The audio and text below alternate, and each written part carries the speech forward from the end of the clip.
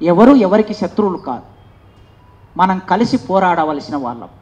ఒక చిన్న అంశం, అన్నదమ్ములకు మధ్యలో సామాజిక న్యాయాన్ని పంపిణీ చేసుకోవాల్సిన ఒక చిన్న అంశం ముందుకొచ్చింది. ఆ చిన్న అంశం ముందుకొచ్చినప్పుడు అంబేద్కరే చెప్పాడు, ఎవరి జనాభా దామాష ప్రకారం వారే ఫలితం అనుభవించాలి. ఏ ఒక్క కులమైనా సరే వారి కులానికి ఎక్కువగా ఫలితాలు అనుభవించడం సామాజిక న్యాయం కాదని అంబేద్కర్ 1947లోనే ప్రకటించాడు. దాని ప్రకారం వర్గీకరణ జరిగింది గనక, జరుగుతున్నది గనక ఇప్పటి వరకు మనం ఈ విషయంలో 30 ఏళ్ళు మన సమయం కోల్పోయాం. 2 జనరేషన్స్ పోయాయి. నేను విజ్ఞప్తి చేస్తున్నా, మాల మేధావులకి, మాల ప్రజానికానికి, మాల మధ్యతరగతికి, మాల ఉద్యోగస్తులకి సవినయంగా నేను విజ్ఞప్తి చేస్తున్నా, మీరు మా అన్నలు, మీరు మా అన్నలు. మా కన్నీళ్ళని, మా నెత్తుర్ని, మా బాధల్ని, మా ఆరాటాల్ని, మా పోరాటాల్ని అర్థం చేసుకున్న మా అన్నలు.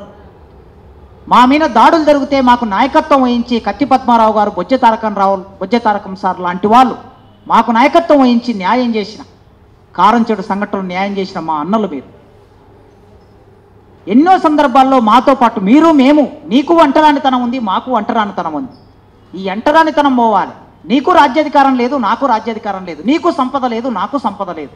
నీకు సంపద కావాలి, నాకు సంపద కావాలి. నీకు ఉద్యోగాలు కావాలి, నాకు ఉద్యోగాలు కావాలి.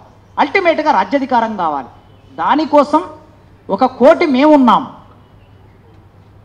1 కోటి మేముంటే కనీసం అందులో 60-70 లక్షలైనా మీరు ఉంటారు 2 రాష్ట్రాల్లో.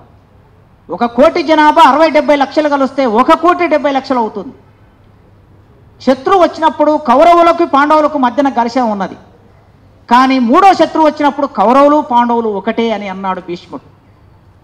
ధర్మరాజు మనిద్దరం ఒకటే కనుక మన మధ్యన సమస్య వచ్చింది, మనం మాట్లాడుకున్నాం, పరిష్కరించుకున్నాం. భవిష్యత్తులో రాబోయేది పోరాటంలో మనిద్దరం ఒకటి.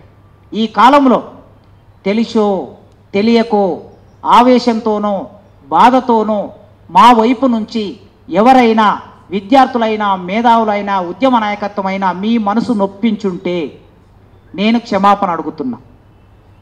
ఈ మొత్తం 30 ఏళ్ల కాలంలో తమ్ముడిగా మీ మనసు ఎక్కడైనా మా మాటల్లో, మా చేతల్లో మీ మనసు నొప్పించుంటే మీరు బాధపడకండి, నేను క్షమాపణ కోరుతున్నా. మన ఇద్దరం అన్నదమ్ములుగా ముందుకు వెళ్దామని కోరుకుంటూ ఈ సమావేశానికి వచ్చిన మీ అందరికీ పేరు పేరున వందనాలతో థ్యాంక్ యూ.